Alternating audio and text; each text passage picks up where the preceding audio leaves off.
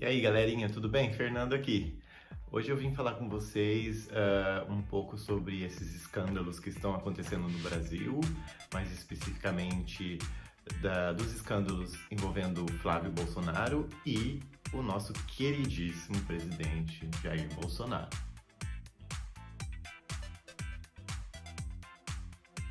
Bom, eu queria só fazer um paralelo, na verdade eu não queria falar muito disso porque todo mundo está falando muito dessas histórias. Eu só queria fazer um paralelo com aqui na Alemanha, quando acontece algum escândalo desse, como se comportam os políticos. O que acontece, na verdade, quando algum escândalo acontece dentro do meio político, dentro da política. O presidente Jair Bolsonaro, que queria tanto combater a corrupção, que prometeu tanto que ia combater a corrupção com ferro e fogo. E agora está ele e seus filhos, mais especificamente o Flávio Bolsonaro, que é senador, envolvido no escândalo, no famoso escândalo do Queiroz, da rachadinha, e também os outros escândalos envolvendo o PSL, os laranjas e até a morte, o assassinato da Marielle Franco, vereadora do Rio de Janeiro, que também, ao que tudo indica, liga aí também alguns pontos com a família Bolsonaro.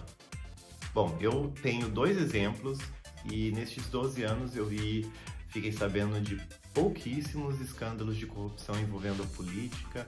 É claro que tem corrupção também na Alemanha, mas numa escala bem menor do que no Brasil. O que me espanta, nem o que me espanta, mas sim o que me deixa às vezes indignado é ver que no Brasil o fato de um político estar envolvido num escândalo de corrupção leva muitas vezes à não punição desse político, nada acontece com esse político, existe a tal da imunidade parlamentar, que o político faz uso disso para se proteger e para no final não ser punido. E aqui na Alemanha é mais ou menos o contrário, ou então é bem diferente o modo como os políticos lidam com esse tipo de problema. Então eu trouxe dois exemplos. Desde que eu estou na Alemanha, eu tenho dois exemplos que ficaram na minha cabeça porque eu achei muito incrível o fato de um político agir dessa maneira, ou então o fato de um escândalo envolvendo um político chegar a esse fim, que eu vou contar aqui para vocês, só para mostrar para vocês como que na Alemanha, por bem menos, mas bem menos mesmo, um político já é punido. Então eu gostaria de dar esse exemplo aqui da Alemanha, de um ministro que foi ministro da Economia e depois, na época que aconteceu o escândalo, ele era ministro da Defesa. Ele se chama Karl Theodor zu Guttenberg, são nomes nobres, nomes com von e zu na Alemanha são nomes que indicam nobreza. Então ele é uma pessoa que vem da nobreza, mas enfim, ele era ministro da Defesa e veio na mídia uma informação de que a tese de doutorado dele tinha sido plagiada.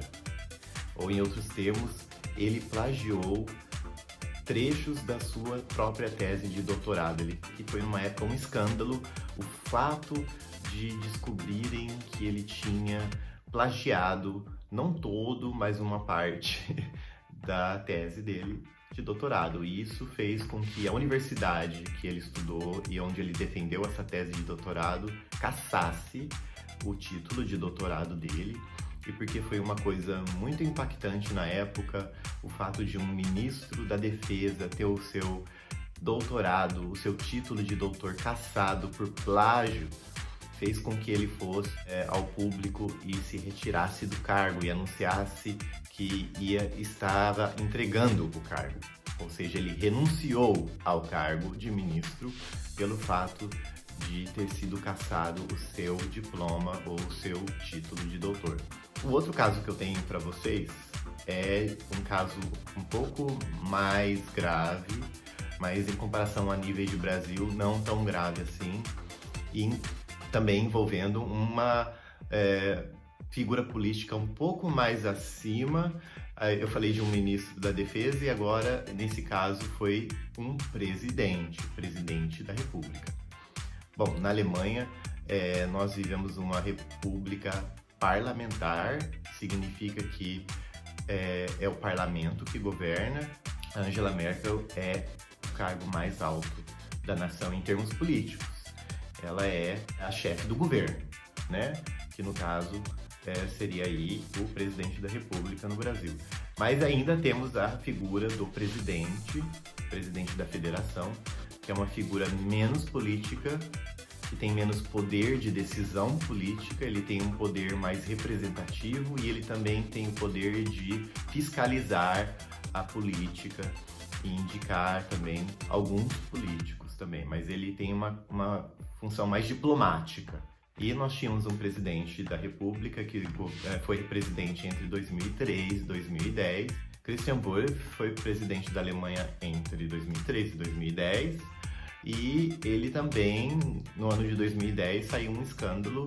Ele foi envolvido num escândalo envolvendo dinheiro. Ele usava de privilégios ou vantagens econômicas. Ele fazia férias muito caras.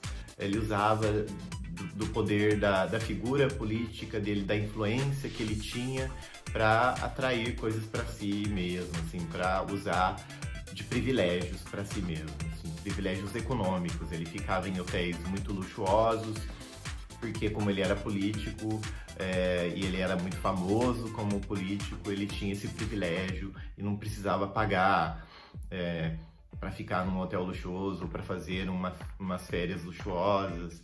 E ele também se envolveu num caso de um cineasta que quis fazer um filme com ele e ele conseguiu o dinheiro para o cineasta fazer a produção. E aí, isso é uso de privilégio, é uso de vantagens pelo cargo que você tem, pela importância que você tem no país. Também não é certo, saiu na mídia, foi um escândalo gigante. Ele foi e também renunciou ao cargo, né? Que foi um escândalo que saiu na mídia e porque ficou muito claro e muito às caras, o presidente não teve outra chance além de renunciar ao cargo. Bom, e esse é o paralelo que eu queria fazer, assim, eu acho que é uma coisa, o fato de renunciar ao cargo quando você está à frente de um cargo tão importante, político, mostra uma certa honra, respeito ao cargo e também nobreza. E essas são qualidades que um político tem que ter, porque o fato dele renunciar ao cargo não é uma fraqueza, e sim uma amostra de respeito. Ele está mostrando: eu traí a confiança das pessoas, eu traí o meu cargo, eu traí a minha nação, mas eu me desculpo, eu me retrato. E eu me retrato através disso, de entregar o meu cargo, de botar-me à disposição da justiça e responder as perguntas também da mídia. Os políticos alemães estão constantemente em programas de televisão, em programas de entrevista, em jornais. Eles dão a cara a tapa mesmo, o tempo todo. O político alemão, ele tem noção, ele tem consciência de que o cargo dele é um cargo exemplar e de que ele tem que fazer jus àquele cargo por respeito à nação e à população que botou ele lá, que paga o salário dele através dos impostos. E é uma coisa que eu acho muito lamentável de ver no Brasil, que os políticos do Brasil não são assim. Existem muitos políticos no Brasil que deveriam entregar seus cargos simplesmente, porque eles são desleais ao cargo, e não só ao cargo e à altura do cargo, mas também à população que botou eles lá. Afinal, eles são os nossos empregados, fomos nós que botamos eles lá através do voto para eles trabalharem para a gente e para eles fazerem melhorias na nossa vida e não na deles. Então, eu queria fazer esse vídeo porque eu acho que tudo que está acontecendo no Brasil é muito absurdo, sempre foi absurdo, e não mudou nada depois das eleições de 2018. Eu acho até chato ter que dizer que bobo de quem acreditou que ia mudar alguma coisa, de que esse homem realmente não era corrupto, um homem que parlamentar há 30 anos no Rio de Janeiro, que tem todos os seus filhos também no mesmo tipo de emprego, que é um emprego público e que são claramente ligados a milícias no Rio de Janeiro e a pessoas dubiosas. Acho que não precisa falar mais nada, né? Assim, é lamentável, mas eu queria fazer esse paralelo para vocês verem que aqui na Alemanha a coisa é um pouquinho mais séria, política é tratada de uma maneira bem mais séria e bem mais adulta e com bem mais responsabilidade. Bom, foi esse o vídeo de hoje. Muito obrigado por assistirem o vídeo passado. Eu sei que ficou grande, 20 minutos, né? Mas foi meu primeiro vídeo, eu gostei muito de fazer, deu um trabalhão. Por isso, peço a ajuda de vocês, me apoiem, ajudem.